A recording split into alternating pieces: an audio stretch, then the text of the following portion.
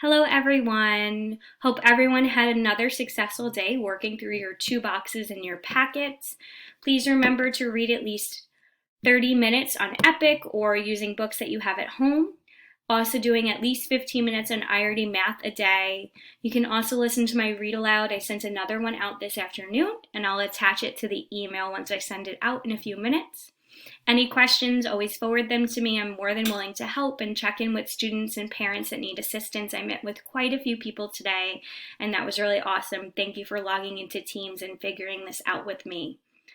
If you're working parent and you have a different homeschool schedule, let me know. I'm always willing to provide assistance, even just a quick check-in, at 6 or 7. But please keep in mind that after 7 o'clock, I will answer any additional questions tomorrow morning because after 7, I need to clock out and kind of be done.